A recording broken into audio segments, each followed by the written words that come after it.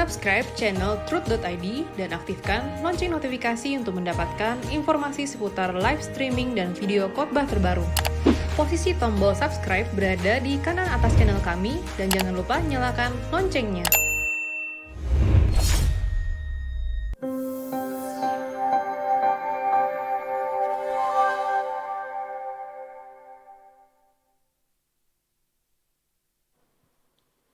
Shalom Bapak Ibu, Saudara-saudari sekalian. Senang bisa berjumpa lagi kita pada kesempatan kali ini. Sebentar lagi kita akan mendengarkan sebagian dari kebenaran firman Tuhan, tapi sebelum itu mari kita bersatu di dalam doa. Bapa kami yang bertata di dalam kerajaan surga, terima kasih Bapa jika pada saat ini kami boleh bersekutu kembali untuk mendengarkan sebagian dari kebenaran firman-Mu. Biarlah kiranya Tuhan boleh pimpin pertemuan ini dan semua yang akan hamba sampaikan biarlah itu hanya mencerminkan isi hati-Mu saja. Kami siap untuk mendengarkan sebagian kebenaran firman-Mu. Dalam nama Tuhan Yesus kami berdoa. Amin.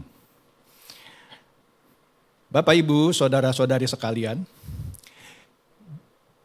Saya percaya Bapak, Ibu, Saudara-saudari sekalian pasti mayoritas sudah pernah naik pesawat terbang. Ketika kita naik pesawat terbang, biasanya sebelum pesawat itu take off, pramugari akan memperagakan serangkaian kegiatan gitulah ya. Yang di dalamnya misalnya menggambarkan bagaimana Anda menggunakan sabuk pengaman. Kemudian yang paling penting yang selalu saya perhatikan adalah pasti ada adegan di mana pramugari menjelaskan jika tekanan udara di dalam pesawat berkurang, maka masker oksigen akan turun dari atas bagian atas gitu ya. Nah, yang menarik di sini adalah pramugari biasanya akan berkata dan pasti akan berkata seperti itu. Pakai dulu sabuk pengaman, masker Anda. Jika Anda membawa anak, pastikan Anda memakai masker oksigen Anda dengan benar sebelum Anda memakaikan masker oksigen ke anak Anda. Bagi kebanyakan orang, kadang-kadang mereka bertanya-tanya, kenapa sih enggak dipakaikan ke anaknya dulu? Kan itu menolong anak kecilnya dulu baru dia pakai gitu ya. Saya pada awalnya juga sempat punya pemikiran seperti itu. Tetapi seiring dengan jalannya waktu tidak terlalu lama saya sadar bahwa kalau sang ayah atau sang ibu tidak menolong dirinya sendiri memakai masker oksigen, bisa-bisa dia juga tidak keburu untuk memasangkan masker oksigen untuk anaknya. Jadi dia harus cepat-cepat memakai masker oksigen untuk menolong dirinya sendiri. Kemudian baru dia pakaikan ke anaknya yang masih kecil. Jadi kalau dibalik dia pakaikan dulu ke anaknya yang kecil, bisa-bisa dianya bermasalah karena oksigen menipis. Seperti itu. Artinya kalau ini kita tarik ke dalam kehidupan orang Kristen, kita sebagai orang Kristen yang benar, yang seharusnya bertumbuh dan terus mengalami perubahan karakter, kita harus memastikan dulu bahwa pertumbuhan atau perubahan karakter kita terjadi dulu sebelum kita bisa mengubahkan orang lain. Jadi kalau kita mengambil ilustrasi peragaan keselamatan, prosedur keselamatan begitu di pesawat sama. Jadi kita dulu yang harus berubah sebelum kita bisa mengubahkan orang-orang di sekitar kita. Nah, di sini yang menarik adalah yang tadi saya pernah katakan sekilas bahwa orang Kristen yang benar haruslah terus bertumbuh dan mengalami perubahan karakter setiap hari. Dan terus-menerus agar dapat mengenakan pikiran dan perasaan Kristus. Dengan demikian, barulah ia mampu mengalirkan juga pikiran dan perasaan Kristus. Memperkatakan hal ini mudah sekali. Tetapi bagaimana sebenarnya seseorang bisa benar-benar bertumbuh dan mengalami perubahan karakter setiap hari dan terus-menerus. Hal ini tentunya bukan sesuatu hal yang mudah. Bahkan bisa dianggap sulit dan cenderung mustahil bagi kebanyakan orang. Walaupun sebenarnya kalau dia mau berusaha tidak mustahil. Tetapi mungkin di benaknya merasa itu mustahil gitu. Kalau saya harus terus menerus mengalirkan pikiran dan perasaan Yesus. Nah, memperkatakan demikian berarti juga kita mengharapkan orang Kristen di seluruh aspek kehidupannya memperagakan keinginan Yesus. Dalam hal ini barulah seseorang bisa tampil sebagai saksi Kristus. Inilah kehidupan Kristen yang wajar, yang normal, yang harus dimiliki oleh setiap anak Tuhan. Dan ini juga yang harus menjadi tujuan pelayanan. Ya tadi harus terus-menerus berubah, ya, karakternya itu dilakukan setiap hari. Nah, jika sudah sampai pada tahap ini, barulah seseorang dapat melayani Tuhan dengan benar, dengan motif-motif yang murni. Sebab jika hal ini belum tercapai, bisa saja seseorang merasa sudah melayani, tetapi motifnya belum murni. Nah, untuk itu marilah kita lihat dulu apa itu ibadah yang sesungguhnya bagi orang Kristen. Mari kita buka Alkitab kita dari Ibrani 10 ayat 25. Ibrani 10 ayat 25. Saya bacakan di sini. Janganlah kita menjauhkan diri dari pertemuan-pertemuan ibadah kita, seperti yang dibiasakan oleh beberapa orang.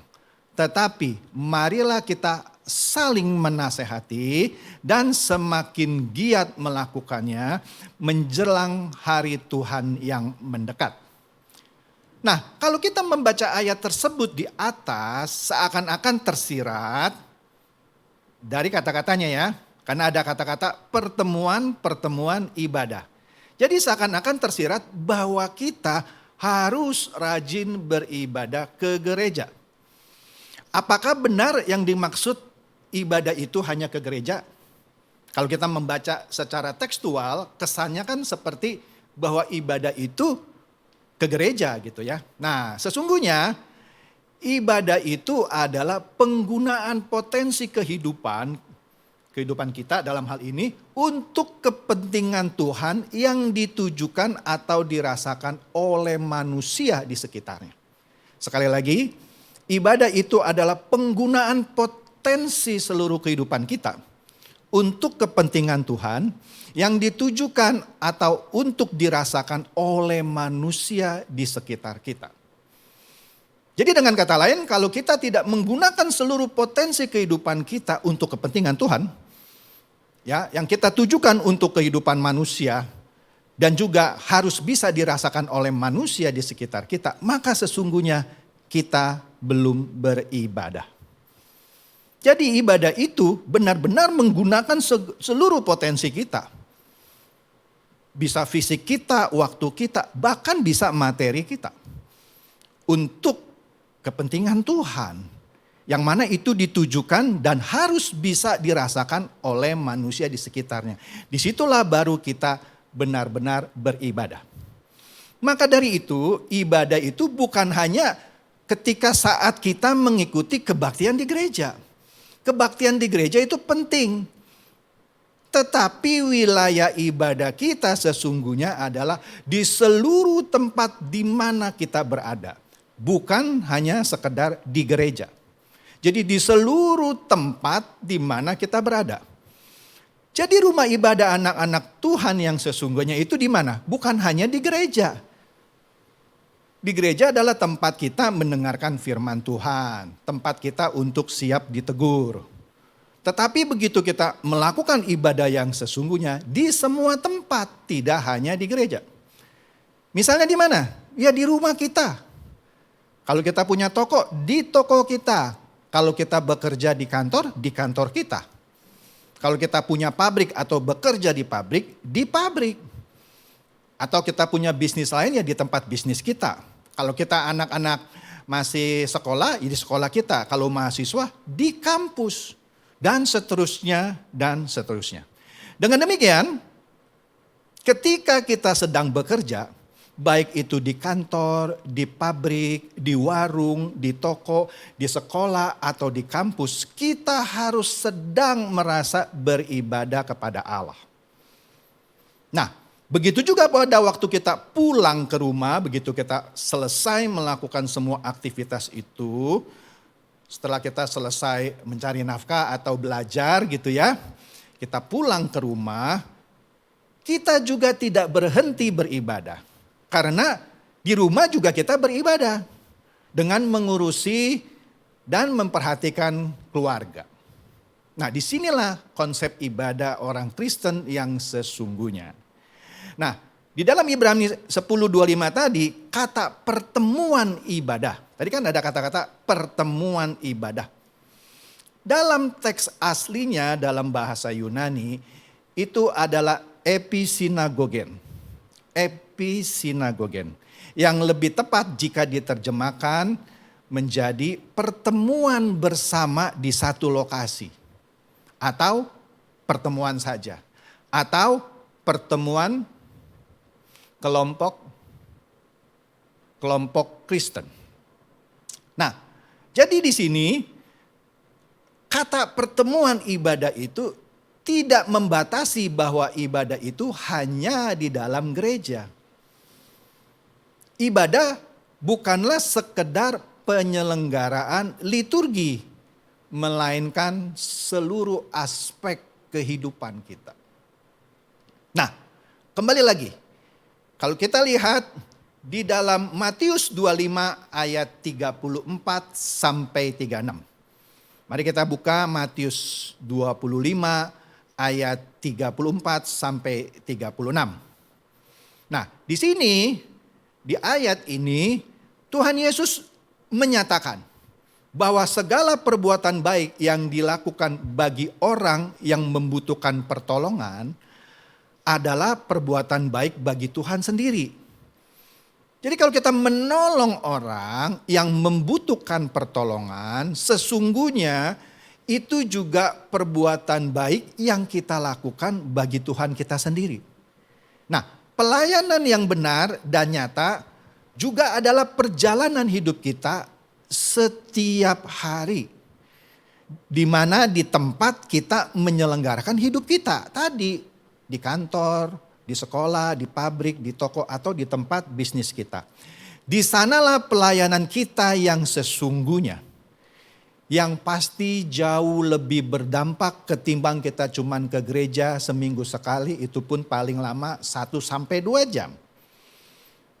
Kalau kita beribadah di setiap tempat di mana kita berada, tentu dengan memperagakan kehidupan yang disukai oleh Tuhan kita, maka di situ pastilah jauh lebih berdampak. Orang Kristen berkiprah di gereja itu baik.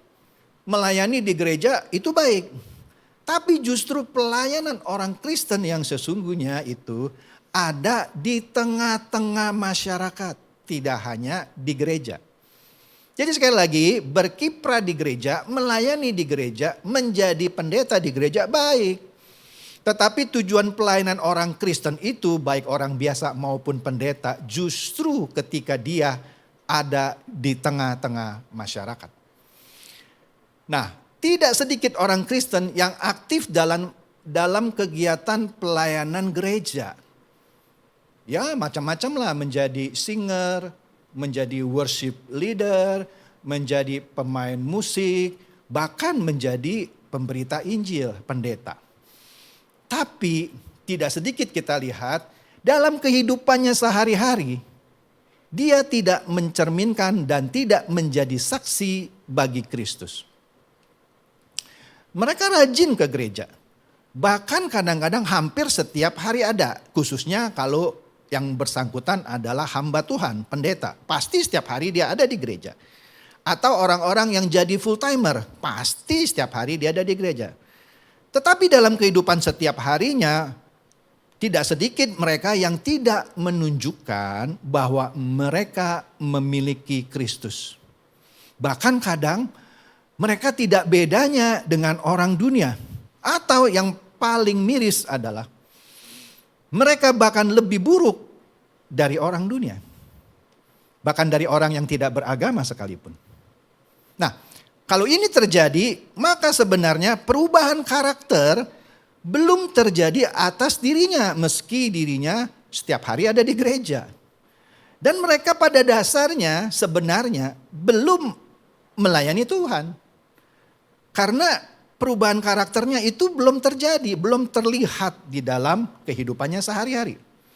Nah, maka dari itu pentingnya kesaksian melalui karakter kita. Khususnya perubahan karakter yang kita usahakan hari demi hari terus menerus. Nah, seorang Kristen yang diubahkan karakternya itu tidak tercermin dari fasihnya dia berkata shalom. Haleluya. Bukan itu. Jadi jangan sampai tertipu gitu ya. Kalau Anda melihat orang Kristen fasih berkata-kata atau mengucapkan shalom atau haleluya gitu ya.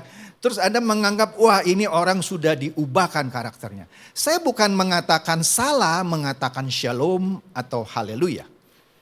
Itu adalah memang sebuah ucapan gitu ya.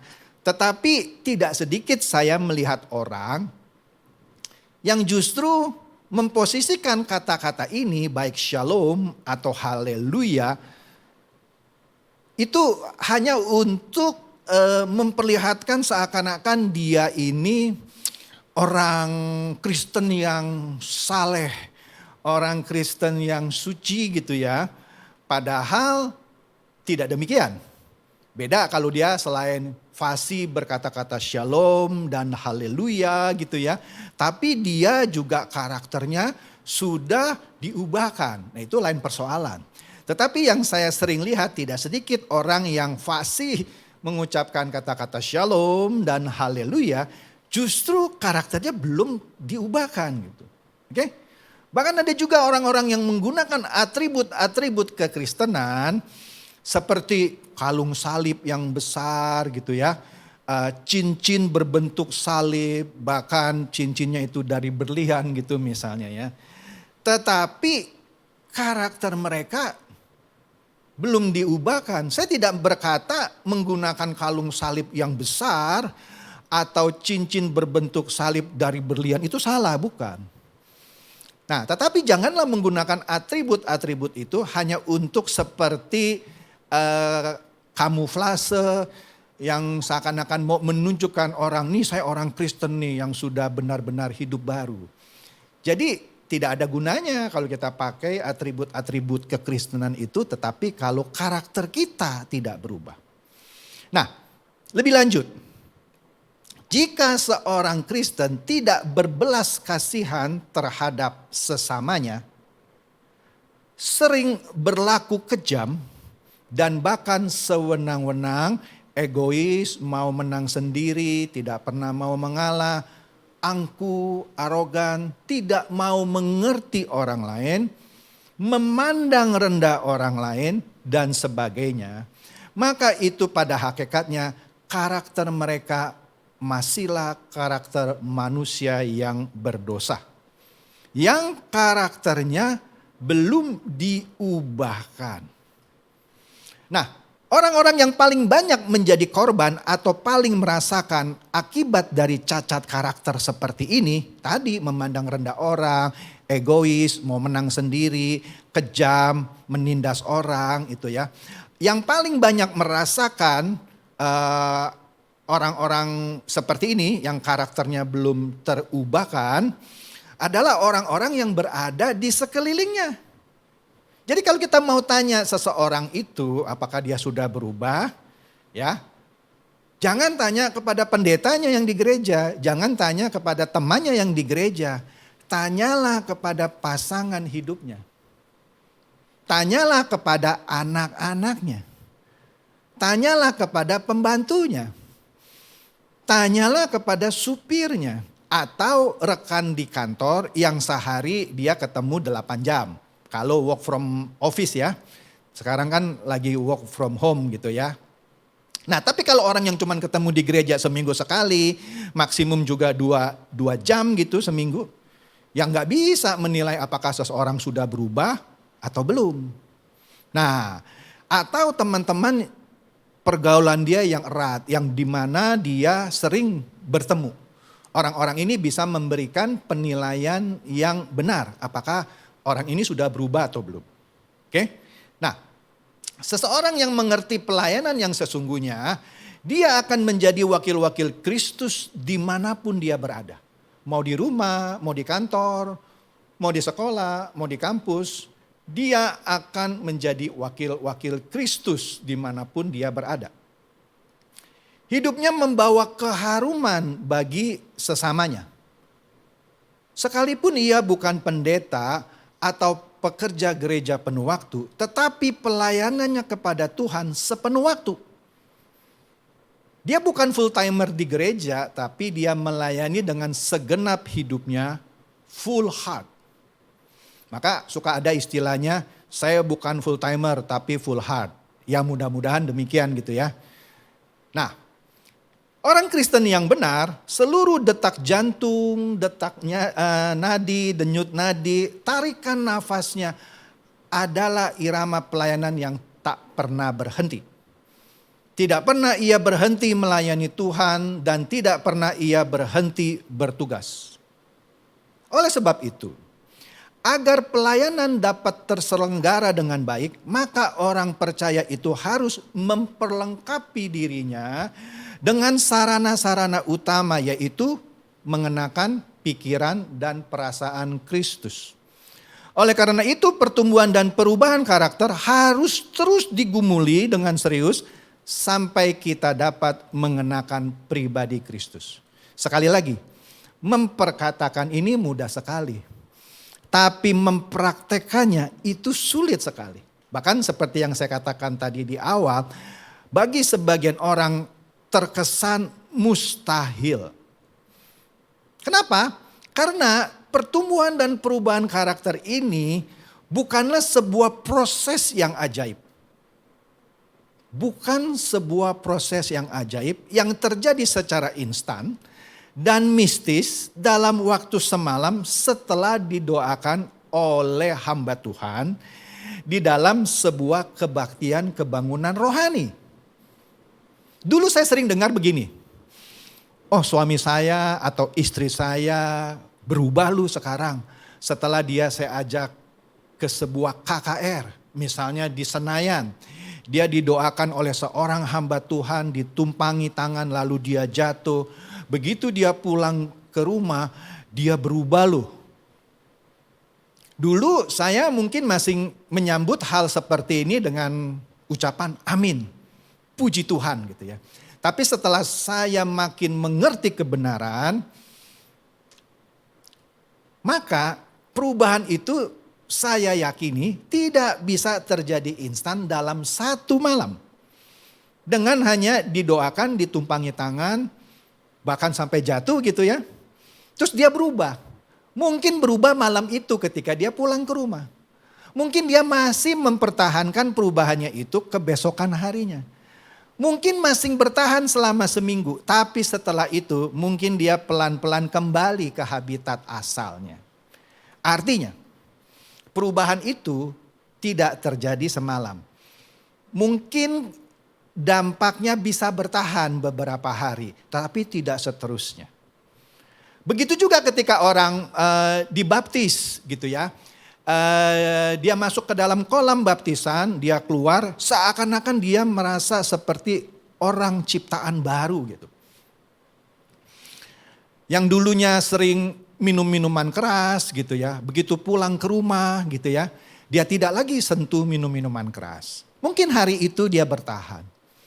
Hari kedua dia masih bisa bertahan untuk tidak menyentuh minum minuman keras. Tetapi mungkin setelah hari keempat, kelima dia tengguk lagi minuman keras itu. Begitu juga orang yang hobi misalnya berjudi misalnya. Ketika dia dibaptis dia berjanji untuk tidak berjudi lagi. Mungkin di hari itu dia tidak berjudi, besok dia tidak berjudi, hari ketiga dia tidak berjudi. Tetapi mungkin di hari ke-8 dia tergoda lagi, dia main judi lagi. Artinya betul kan?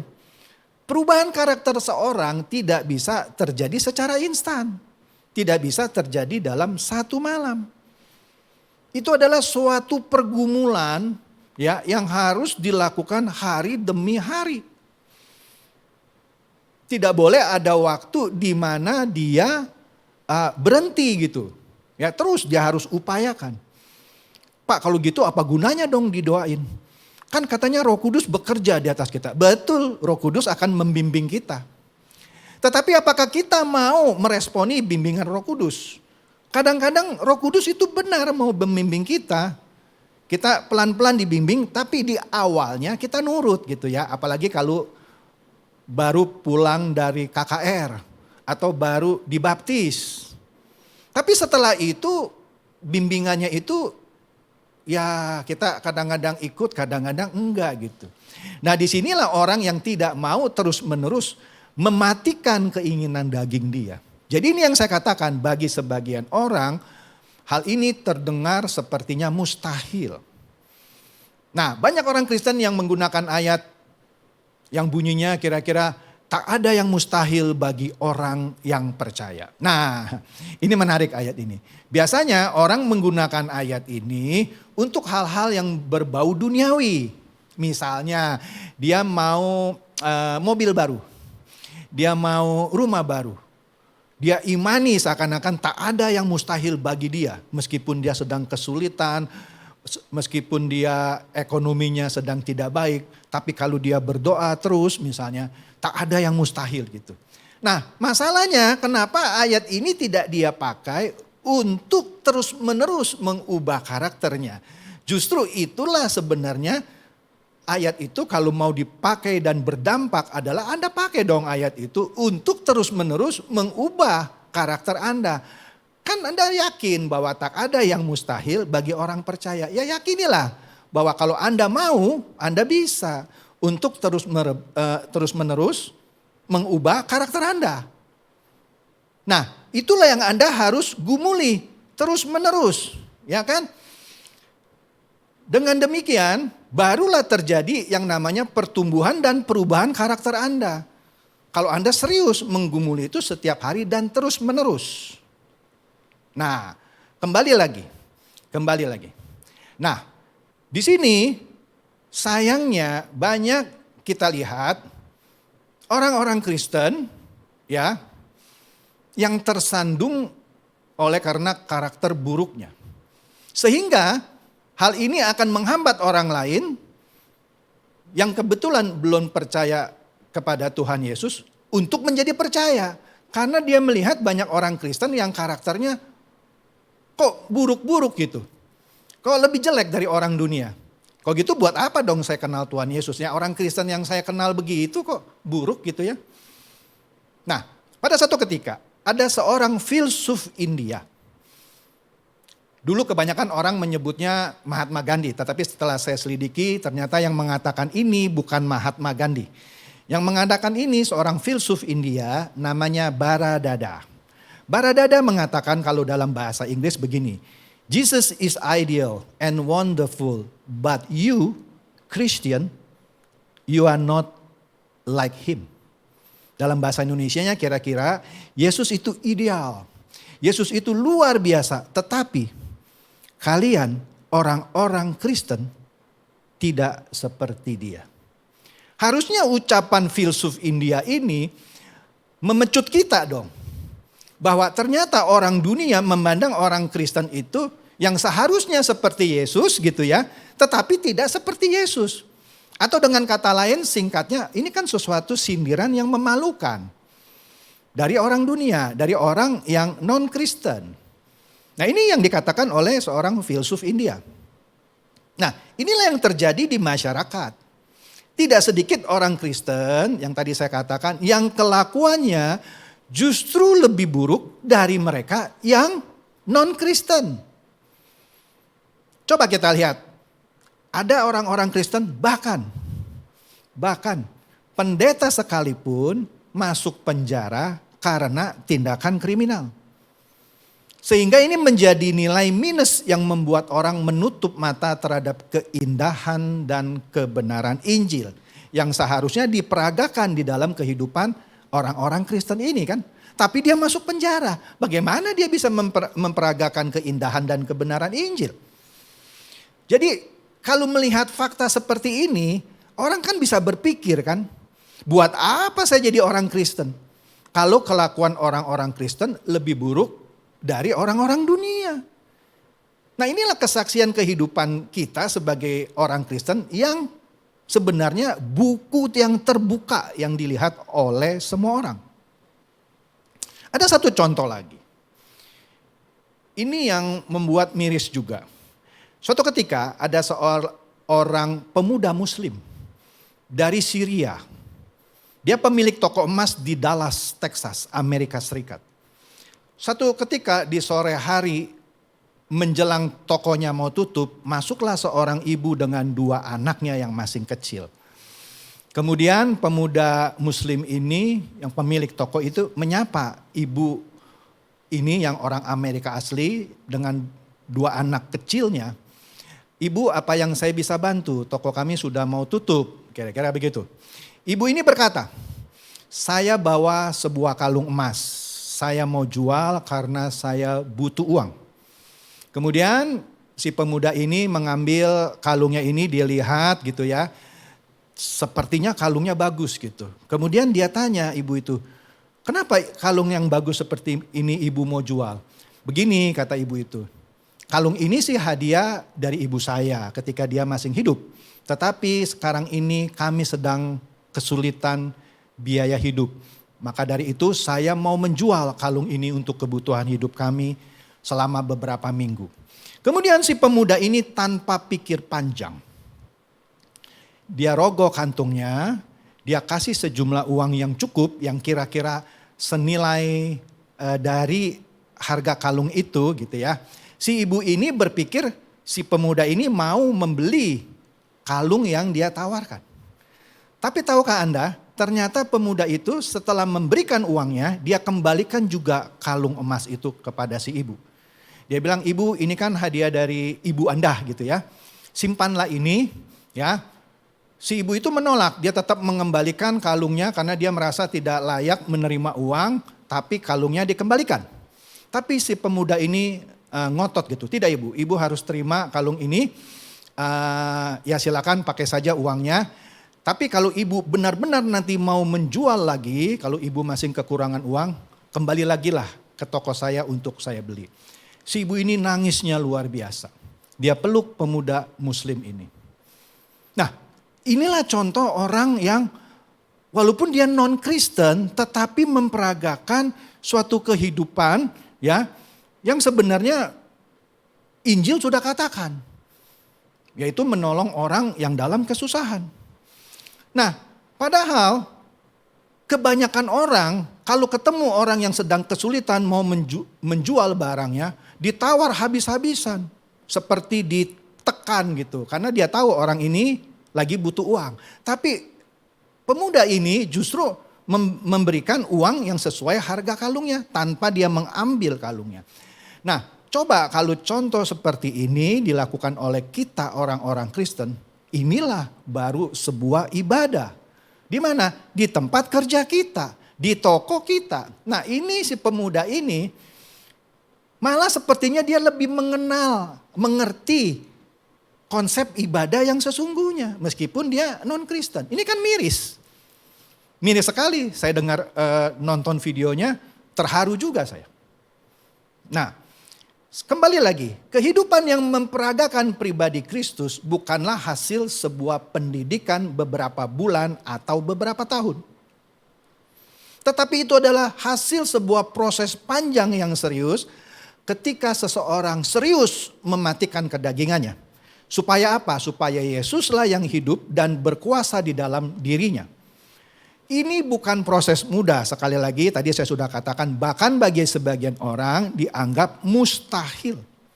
Tetapi hanya kematianlah terhadap diri sendiri yang membuat Yesus dapat hidup di dalam kita. Nah, gereja haruslah membawa jemaat ke level ini. Sehingga dimanapun anak-anak Tuhan berada, mereka dapat mengubahkan masyarakat di sekitarnya. Kalau ini tidak terjadi, jangan berharap orang-orang Kristen bisa mengubahkan masyarakat di sekitarnya. Nah, dari kehidupan orang percaya seperti inilah, maka lingkungannya akan mengakui bahwa Tuhannya adalah Tuhan yang benar. Dan itu bisa berdampak bagi lingkungannya. Jadi orang Kristen yang bisa membuktikan bahwa Yesus mereka adalah Allah dan Juru Selamat dunia adalah orang yang bisa memperagakan kehidupan Yesus di kehidupannya sehari-hari. Melalui kehidupannya yang unggul khususnya di dalam moral sehari-hari. Nah, oleh karena itu, kehidupan orang percaya sesungguhnya adalah seharusnya kehidupan yang dapat memengaruhi dunia. Hal ini jelas dari apa yang Tuhan Yesus katakan di dalam Matius 5 ayat 13 sampai 16. Di dalam Matius 5 ayat 13 sampai 16 yang mengisahkan mengenai garam dunia dan terang dunia, dikatakan di sini bahwa kamu adalah terang dunia. Maksud saya, kamu adalah garam dunia. Jika garam itu menjadi tawar, dengan apakah ia diasinkan? Tidak ada gunanya selain dibuang dan diinjak orang. Ayat ini dulu ya, kita lihat ya. Di dalam ayat ini kata garam, teks aslinya adalah halas. Yang berarti penyedap makanan dan juga pada waktu itu digunakan sebagai pupuk. Nah, garam memberikan gambaran kekuatan yang dapat memberikan pengaruh selama garam itu tidak menjadi tawar. Tapi ketika garam itu menjadi tawar, maka garam itu kehilangan fungsinya. Garam itu bukan sesuatu benda pajangan. Ia harus berfungsi memberikan rasa. Demikian pula kehidupan anak-anak Tuhan yang harus bisa berfungsi ketika memenuhi kualifikasi tertentu. Jadi setiap orang percaya dianalogikan seperti garam. Maka hal yang harus ditekankan ketika dia harus berfungsi seperti garam adalah dia juga harus punya fungsi pengaruh terhadap lingkungan di mana dia berada. Garam itu harus memengaruhi, bukan terpengaruhi. Garam yang terpengaruhi atau yang tercemar menjadi tawar tidak dapat lagi memengaruhi atau mengubahkan rasa. Dalam konteks ini orang percaya yang tercemar, yang tidak berubah karakternya, maka ia tidak bisa berdampak apalagi mengubahkan masyarakat sekitarnya. Maka dia harus berubah dulu. Baru dia bisa mengubahkan masyarakat sekitarnya. Kalau dia tidak berubah, tak lain seperti garam yang tawar, yang sudah tercemar. Maka orang-orang seperti ini tidak ada gunanya kalau menurut ayat ini. Kemudian di sini di ayat berikutnya yaitu di ayat 14 dikatakan. Masih di Matius 5 di ayat 14. Dikatakan kamu adalah terang dunia. Kota yang terletak di atas gunung tidak mungkin tersembunyi.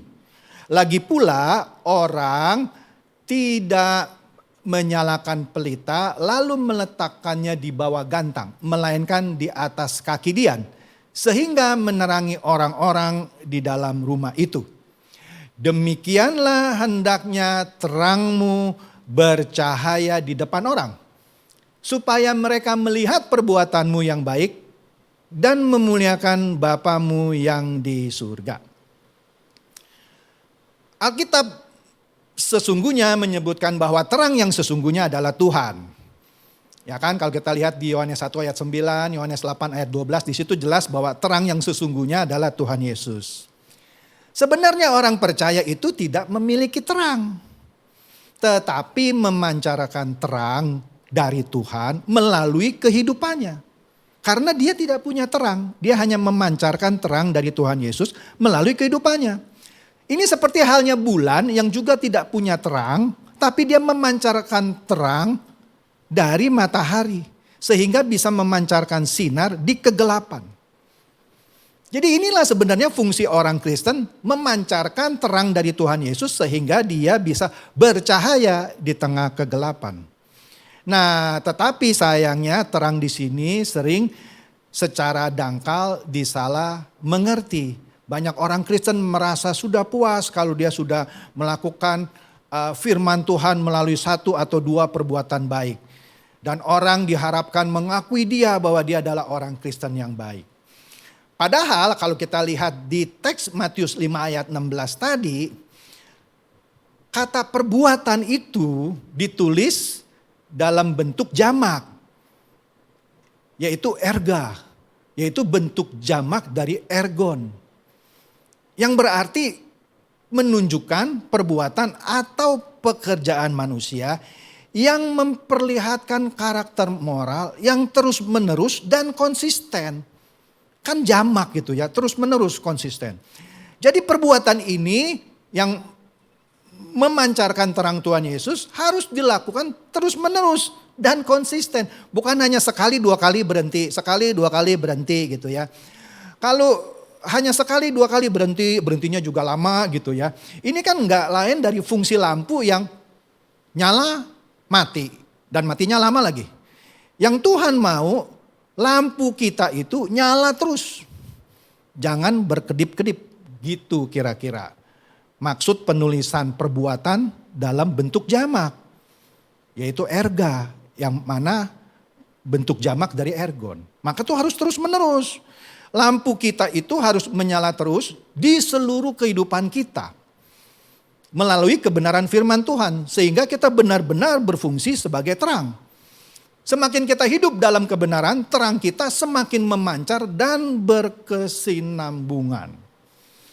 Terang kita akan bercahaya di depan orang. Ya kan? Artinya langsung di depan orang sehingga orang dapat benar-benar melihat terang kita. Bercahaya di depan orang maksudnya perbuatan kita harus bisa terus-menerus dilihat oleh orang.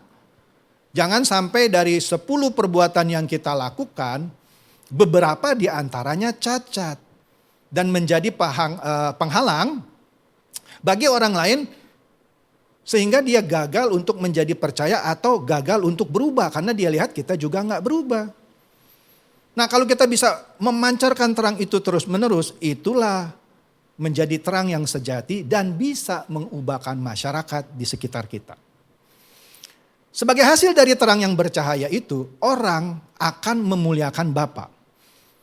Maksudnya dia tidak sekedar mengaku bahwa Allah itu baik. Tetapi dia benar-benar memperagakan di dalam seluruh tindakan, di dalam kehidupannya sehari-hari. Sehingga orang akan diselamatkan dengan mengenal Allah yang benar. Didewasakan dan akan menjadi terang bagi sesamanya pula. Tentu memuliakan Bapa itu membuat orang lain juga memuliakan Bapa. Oleh karena itu tentu kita yang terlebih dahulu harus menjadi anak-anak Bapa yang melayani dia. Kalau kita tidak sungguh-sungguh melayani dia, bagaimana kita bisa mengharapkan kita bisa mengubah orang lain? Karena tidak ada bukti yang kita bisa pancarkan. Nah, kemudian kata percaya di dalam Matius 5 ayat 16 adalah lamsato, yang merupakan sebuah perintah. Nah, kalau hidup seseorang, dalam hal ini hidup seorang percaya, terus menerus terseok-seok dari masalah ke masalah lain, maka itu dia tidak akan menjadi berkat bagi orang lain.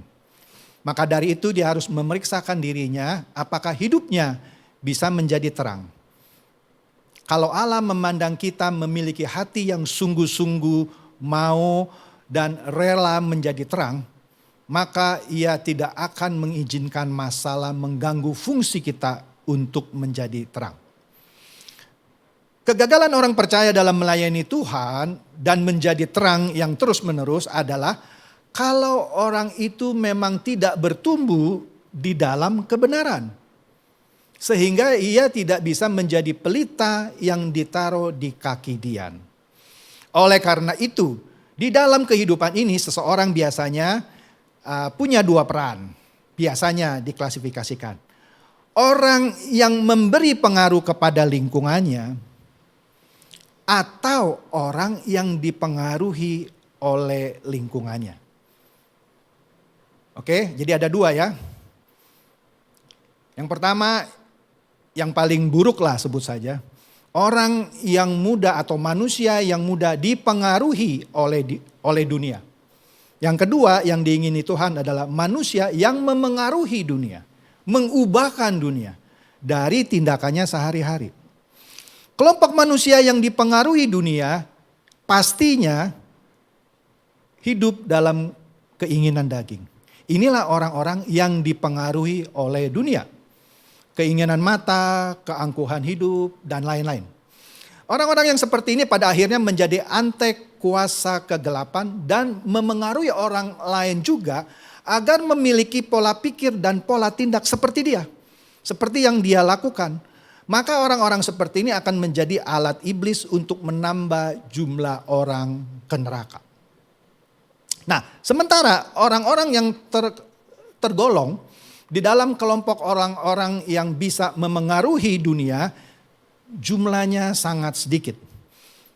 Mereka adalah kelompok manusia yang tidak terpengaruhi pola pikir dan pola tindak manusia di sekitarnya. Walaupun dari kehidupan lahiriahnya tampak sama seperti orang lain, tapi warna batinnya dia berbeda.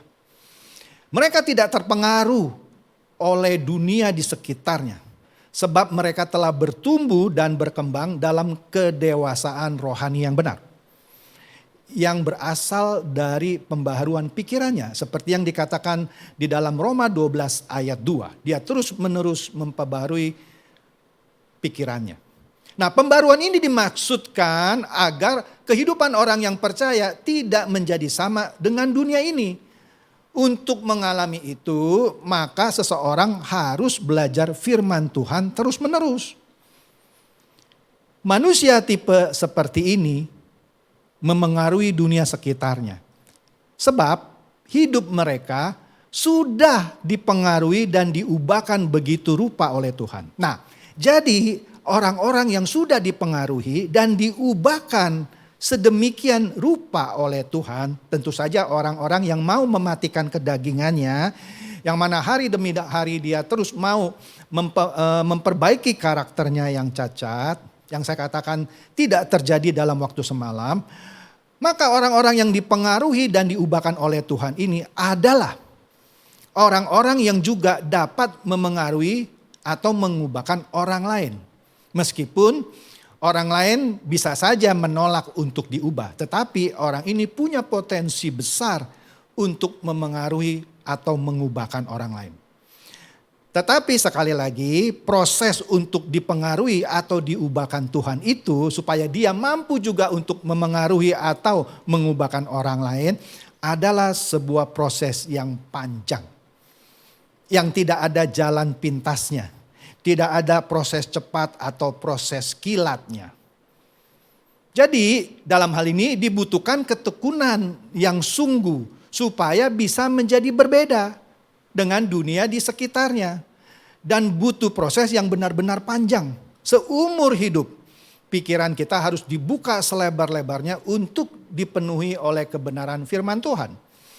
Orang-orang yang tergolong dapat memengaruhi atau mengubah masyarakat sekitar haruslah telah mati bagi dirinya sendiri dan hidup bagi Tuhan sepenuhnya. Barulah ia dapat memengaruhi atau mengubahkan hidup orang lain.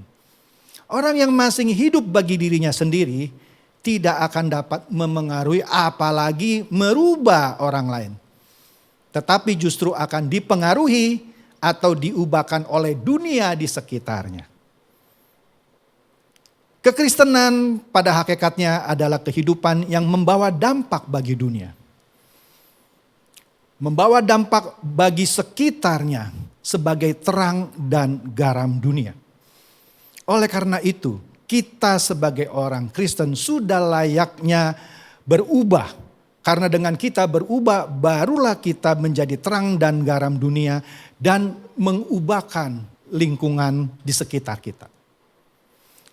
Selamat berubah dan mengubahkan. Tuhan Yesus memberkati. Amin. Saya tutup dalam doa. Bapa kami yang bertata di dalam kerajaan surga, terima kasih Bapa, kami telah mendengarkan sebagian dari firman-Mu. Roh Kudus, bimbinglah kami. Kami mau berubah. Kami mau menjalani proses yang panjang meski itu sulit. Meski sebagian orang menganggapnya itu mustahil. Tapi jika kami serius mau mematikan kedagingan kami dan kami sungguh-sungguh mau, kami percaya Roh Kudus akan memampukan kami. Karena seperti firman Tuhan berkata, tak ada yang mustahil bagi orang percaya. Yang mana orang yang mau sungguh-sungguh mati bagi dirinya dan memberikan seluruh kehidupannya berubah di dalam terang firman-Mu. Kiranya Roh Kudus boleh memampukan kami untuk menjalani firman ini di dalam kehidupan kami sehari-hari. Sehingga kami bukan hanya menjadi pendengar-pendengar firman saja, tetapi juga menjadi pelaku-pelaku firman di dalam kehidupan kami sehari-hari. Sebentar lagi kita akan berpisah. Angkatlah hati dan kedua belah tangan Anda untuk menerima berkat.